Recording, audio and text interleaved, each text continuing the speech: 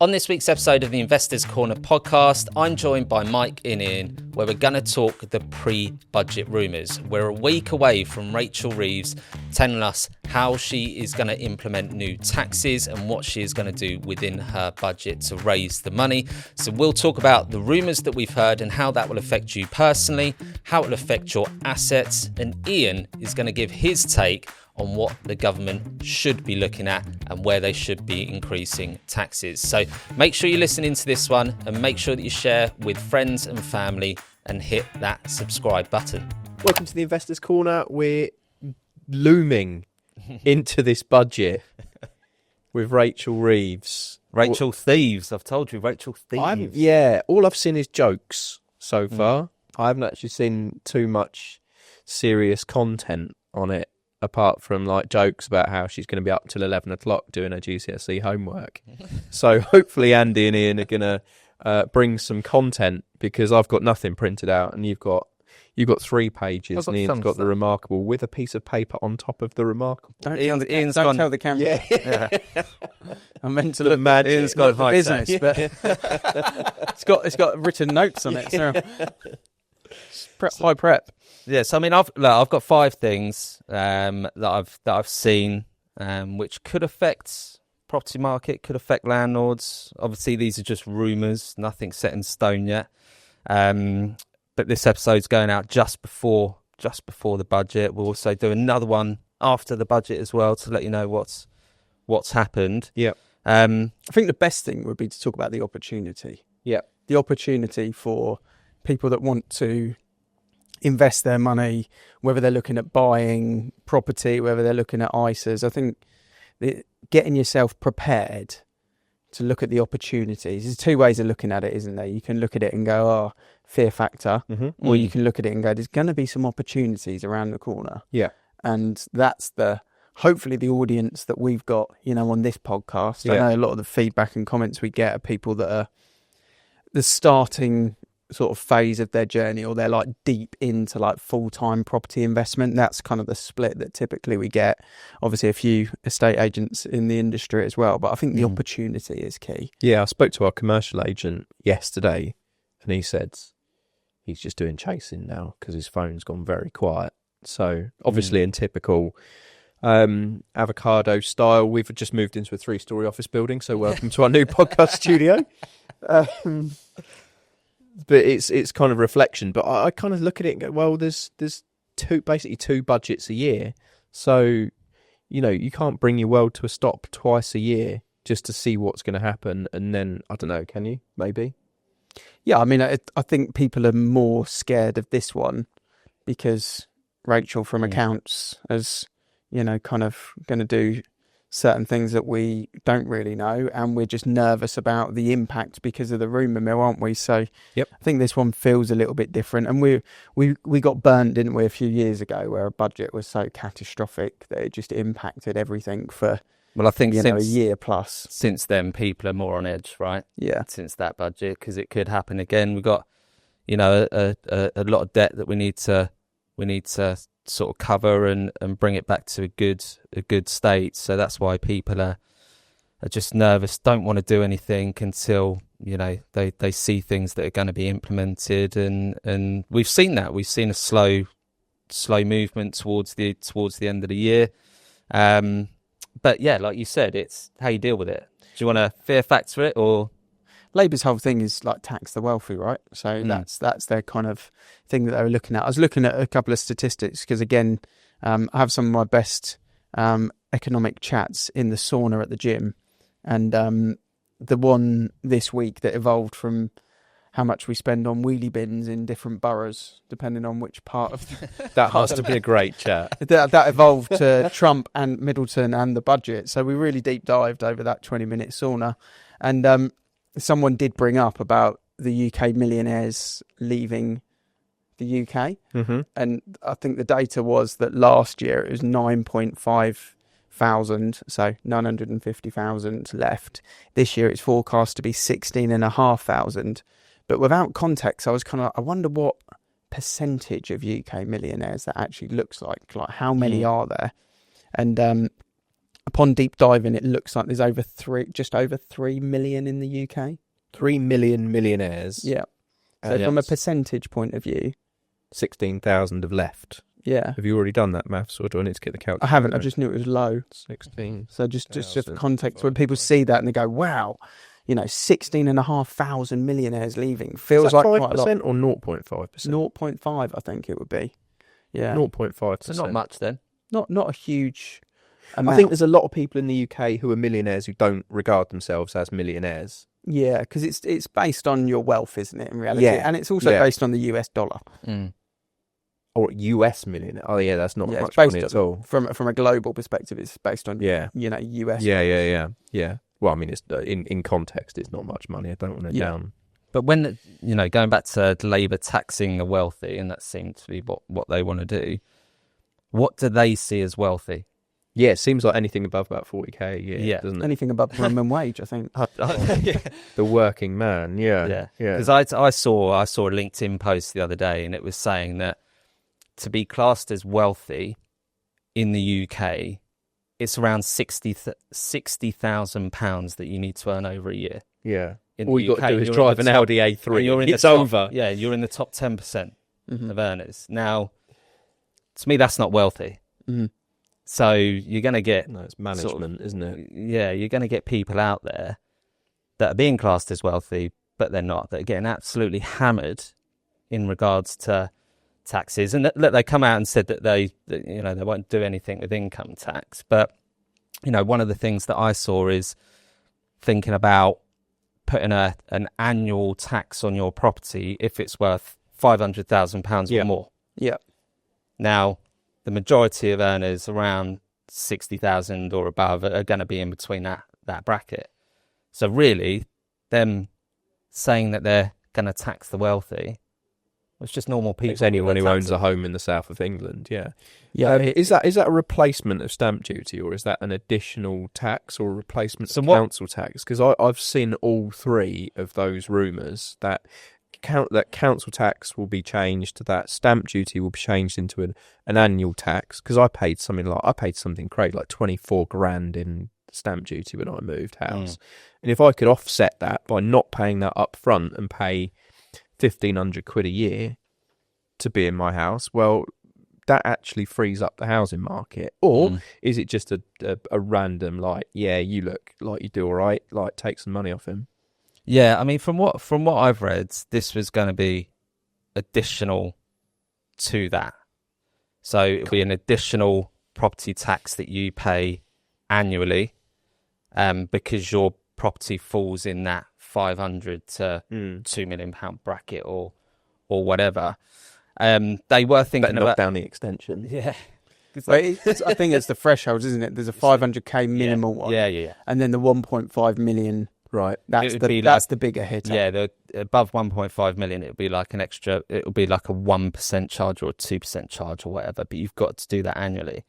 Now, with the council tax side of things, there's talks about it being scrapped completely, but that's just on the basis of, and we saw it the other day when we were looking at council tax bans in London, looking at council tax bans in Wokingham, around this area, and actually the council tax bans in London were cheaper than the council tax bans here. You were looking at a house that was on the market for £150,000 a month in rent. Yeah, and I was paying more council tax, which does make sense, right? About. Yeah, I think we spoke about that. That is one thing that is justified. Yeah, it's 30 years out of date, and it needs some additional letters, and the people that are living in 700 grand houses in the home counties should not be paying the same or less council tax as someone. But they are using the same facilities, because council tax is there to provide your facilities. So I don't really understand why some councils manage to do it for about 1,800 quid when I'm paying 3,600. I just don't really get it, because I don't even have a wheelie bin for my recycling. Well, you still the bags. Yeah, absolutely. Yeah, it's great. Anyway, what else is on the list of five other than my moans about recycling bags? Just based on that property surcharge, yearly surcharge, how do you think that would affect the property market itself? Would you still have, a lot of buyers out there buying, or would you have people that will put their plans on hold because they can't afford to pay that annual fee on a higher property because they want to upsize? Would you see more people downsizing? How do you think that would go? Because this is probably one of the highest things that's being talked about. So it's probably 70 to 80% might get implemented because it's high on the agenda. I think there's two things that are happening. Just from a generational point of view, people are going to go even more one or two ways. They're lifetime renters, or they're going to buy as early as they can and get as debt-free as quickly as they can. And they're not overly fussed. Like our generation was keeping up with the Joneses. You want the BMW, the Audi, now the Tesla on the drive, and you want the 4-bed detached with the double garage. The generation below us don't care. Talked about. Well, we are that generation. The generation below us are like, well, you're all idiots because you only live in 25% of your house and you've paid for an additional 75% that you don't use. So why have you done that? You just wasted like £250,000 that you didn't need. Austin's nodding behind the camera. But that's the truth of it, isn't it? Bring Austin into our politics. That £250,000 that you bought, you're going to spend 600 grand in finance over 24 years, 25 years. So you're a bit stupid. That's the generation below us. They'll live one of two ways. They'll be lifetime renters because they want the freedom of it, or they will live more within their means and be debt free before they turn 40. That's kind of the different sort of traction that we're going to see. From a Labour point of view and from this aspect of it, what we are seeing is probably an impact on the ISAs, which I think if you go back to what we said from a property investing point of view and from an opportunity, it's going to be less fruitful to put your money in an ISA. That looks like that's going to happen. It's going to be less fruitful to put your excess salary into a pension. So those two investing opportunities are probably not going to be as beneficial in a month's time as what they were a month ago. And those two are the basics for a kind of middle class. Decent earner, isn't it? It's like the first two things you go to. The first two things a normal financial advisor will say is, have you used your ISA allowance? Have you put money into a pension? So what's your first two questions? Yeah, if it's not as beneficial, then you're just going to take it out. You're going to pay the tax on it, and then you're going to look at where you can invest it, and you're going to look at property as a potential another resource. So I think there'll be an opportunity there, and I also think in 25 years' time, there'll be less people that own homes that live in homes, and we will see the property investors, the debt-free group, they might be same, and the lifetime renters. So I think if you are a landlord or you're looking at property investment, the tenant level, the volume of tenants is only going to go up. And that's the way I'm looking at it. And then if you look at it in a deeper way, obviously, from a landlord perspective, it's been very competitive with build to rents over the last 5, 6, maybe even 10 years. And what we've seen is a lot of big funds, big corporations investing. This wealth tax that they're looking at, which is rumoured to be, if you own £10 million worth of personal wealth assets, you're going to get hit for 2% a year, is quite a strong one of the rumours. Those people that are now going to have to pay that tax, that's a personal wealth tax as well. It's not corporations, it's not businesses that own £10 million worth of assets, it's individuals.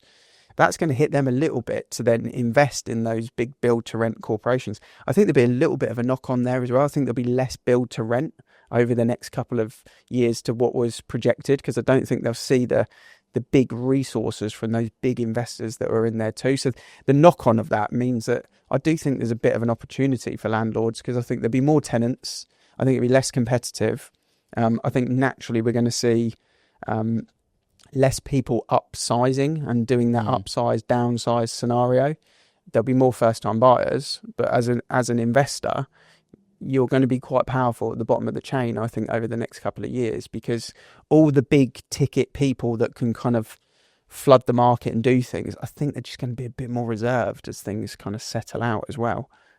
Just looking at those rumours. That stamp duty one, I think they're just going to do an overhaul on that, to be honest. I think that will be a total overhaul. is what I think will come. I'll come off the fence on that and just say that's how I think they're going to get around with that, is a total overhaul. I think they want to tax people that are selling, and the only way they can do that is to do a total overhaul on it. They'll make it more appealing for first-time buyers, and then if you are upsizing, you're going to get taxed on both ends, I think, is the way that I see that unfolding. But the ISA thing is interesting, because the ISA and pension thing, you know, pensions, they're talking about, I think at the moment, if you're a high income, you get 45% relief on your pension. They're talking about flat rating that to like 2025. So like the mortgage relief. Yeah. For landlords. And that's on basic level. Yeah. The same on the ISAs. The ISA thing is quite interesting, because they're going to try and make it more appealing for British ISAs.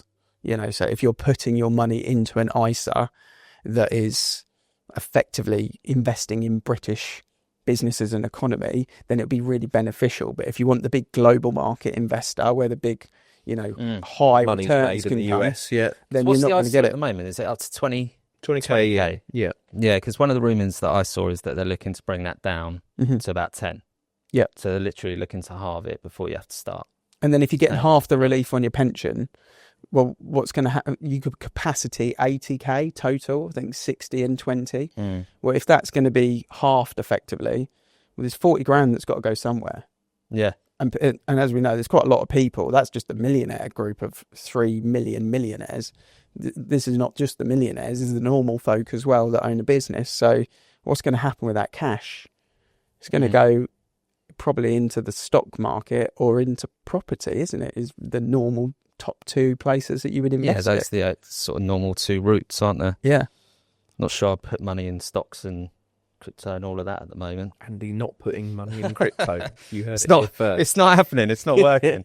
It's not working. It's all right. I've got another 5 years yet to make it work. The stealth taxes are the one that's elusive to me at the moment. There's just, every time you see a rumour, the stealth taxes just sits in there, like these little ones. I mean, you were talking about AML charges for new businesses and HMRC. Yep. They just kind of casually increase throwing that about by 500 80%. quid for this. Yeah, absolutely, yeah. So if you're starting a new business and it's you need supervision from anti-money laundering, like an estate agency, they've just flown the taxes up, no problem at all. 80%. Apparently, we were consulted on that. Just don't remember. A bit of silence. Some of the ones that they are talking about, though, which I'm quite a healthy guy and I've got no problems with this, but I do think they should be looking at, you know, alcohol, smoking, vaping, fast food, sugar. If you're going to start taxing certain things, I've got no problem with those types of things being taxed, because as I was talking about the generation below us, that generation below us is an unhealthy or super healthy generation. They are also, there's like a massive chasm, isn't there, of like two types of people. And those things like vaping, smoking, alcohol, you know, I don't think, again, big drinkers below, but fast food, sugar, like tax the balls out of that.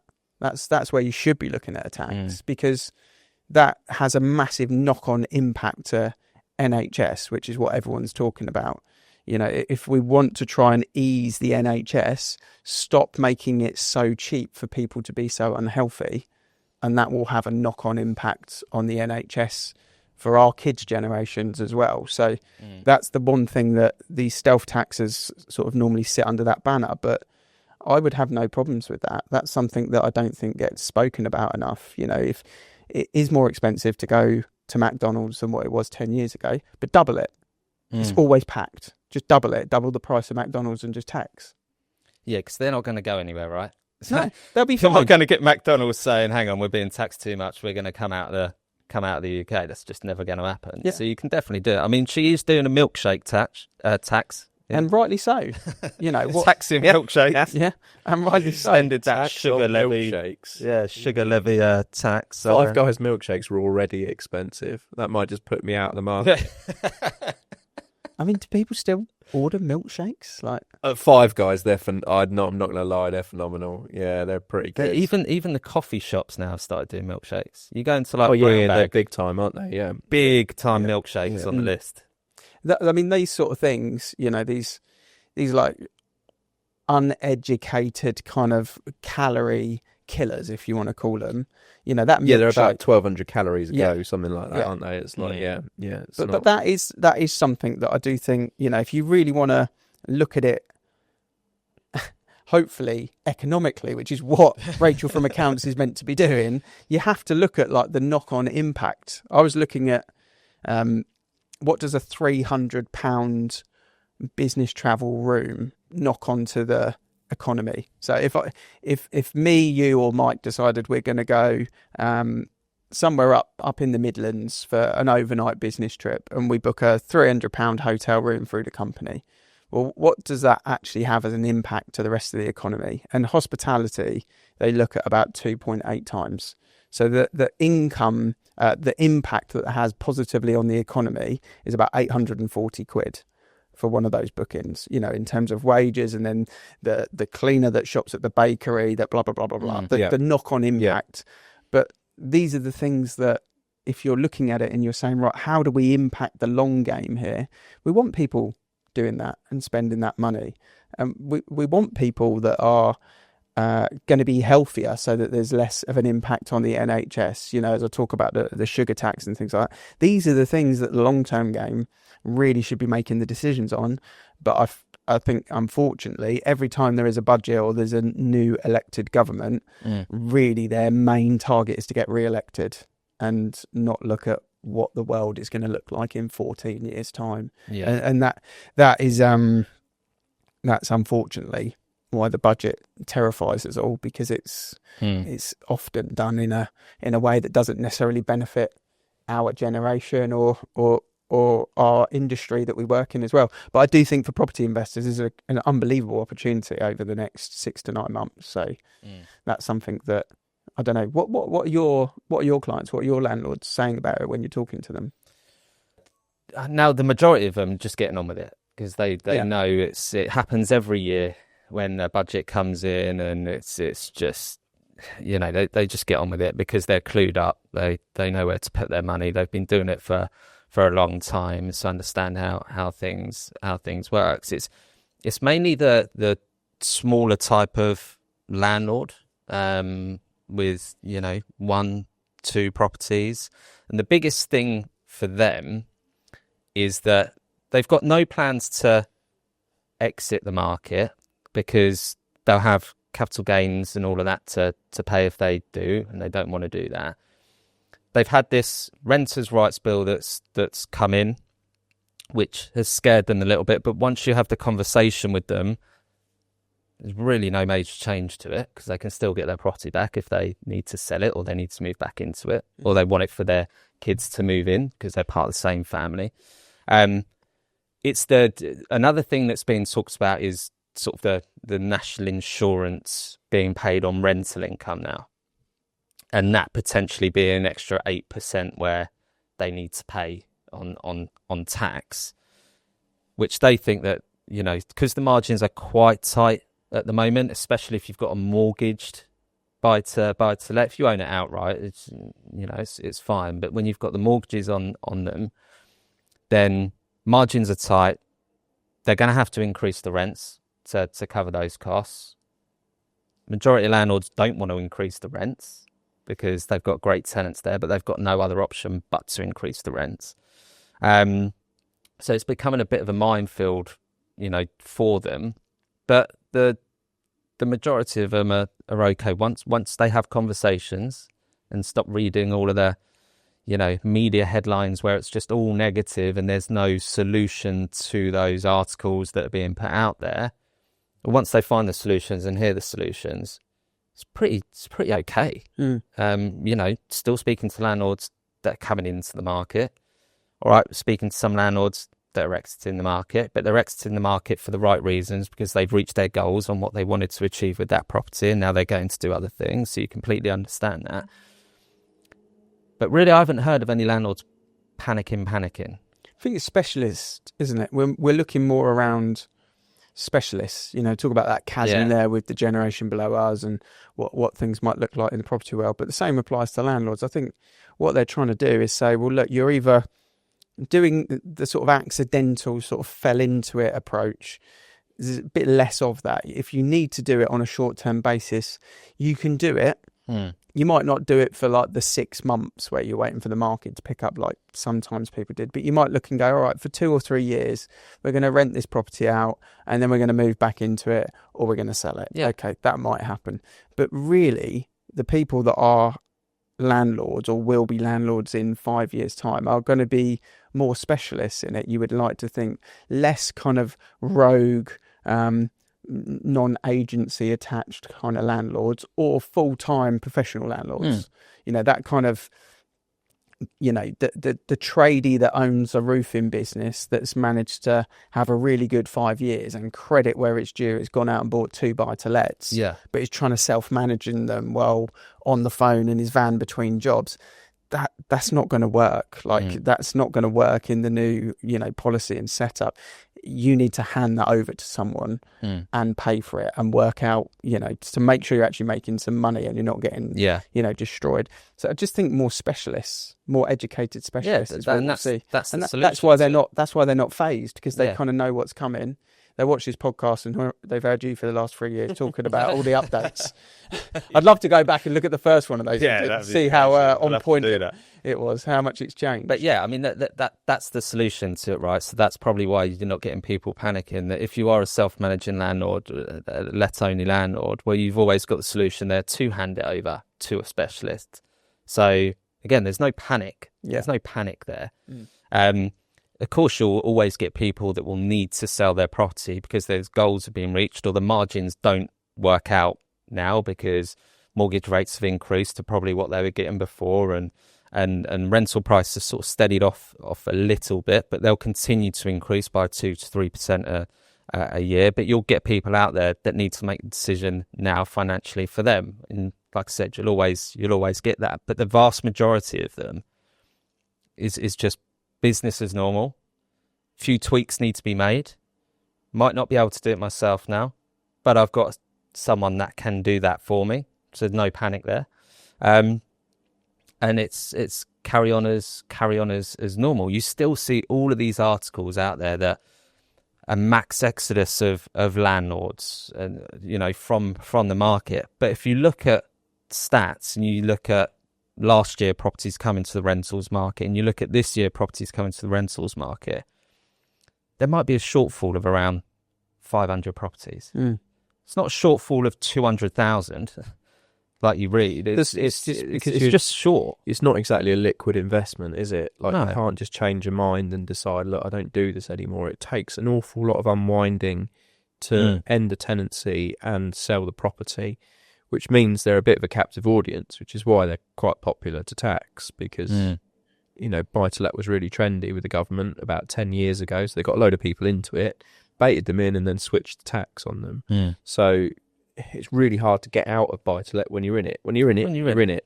Yeah, and you just need to adapt. Yeah, like there's going to be changes. So just I do think there's been a bit of a replacement of private landlords with huge corporate landlords, which has balanced that book a little bit. Yeah, well, you see there's huge estates being built, isn't there? And 200 of them are being held back for rental. You've seen the big banks like Lloyd's bought £2 billion worth of property. You've got others, Blackstone's doing it. Yeah, you've got LNG and all that. You've got all of those. Yeah, big companies buying the real estate, and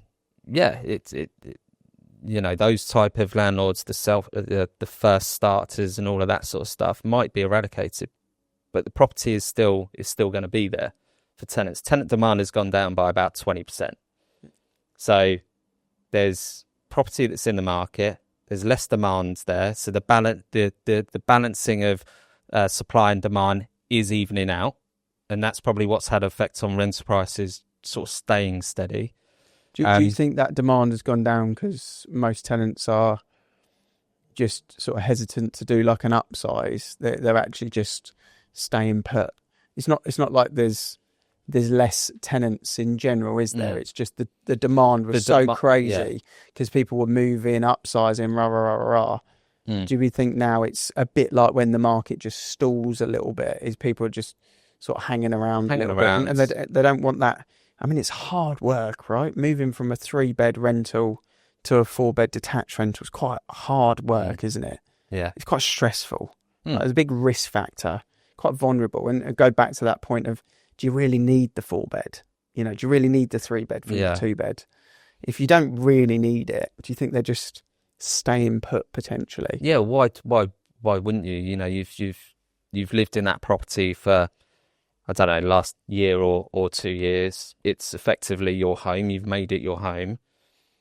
So why would you want to risk leaving that, going to somewhere else, it not having the same effect for you that it's your home, and you don't know who that landlord is or agent. You know, you've got the consistency there with the 3-bed because, you know, no plans on selling, but the 4-bed don't really know, and you don't really need that space. So you've just got more and more people being more comfortable in their surroundings. Like 2-3 years ago, we had the disturbance of COVID, which meant relationships were changing, families were changing.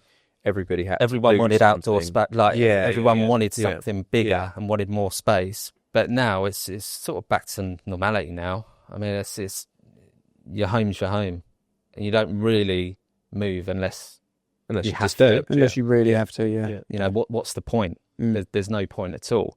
And you're incurring other costs for removals, you know. What's the point in moving, estate agent said? No. Yeah, actually, hang on. There's always have moving on your mind. I mean, there's always people that want to move, isn't there? It's just, I think that little void of where you said, you know, obviously tenant demand has dropped. I just think that's because it was so mental for you know, the furlough kind of income that came in. It was just crazy, wasn't it, for 3 years? And now it's just chilled out a little bit. Yeah, it's just chilled out. If you were looking at rental demand versus what it was 10 years ago, it wouldn't surprise me if it's still more buoyant. You know, if you looked at it across a 10-year spectrum rather than crazy period. But let's see what happens with that red leather briefcase. You know, let's see what happens. Briefcase comes out. Let's see what happens, and obviously we'll report on it. We'll look at it through the eyes of property investment, property market. Probably get a mortgage advisor on for that one as well, to see what's gone on from the mortgage side of things. If you do follow the show, well done. If you're listening or watching somewhere and you're not subscribed and you want to get that notification for the next episode, because the next one will be post-budget on the Investors Corner, then make sure you hit follow or subscribe, because I'm looking forward to that, seeing what actually happens. There's been a lot of rumours for a bloody long time. Let's find out what just actually need that out of the way happens. now, don't we? Yeah. Need to crack on. Yeah, I might even write it in my notepad rather than print it off the cheat code for the next one. So deep dive research. Right, we'll be back in 2 weeks with a budget review.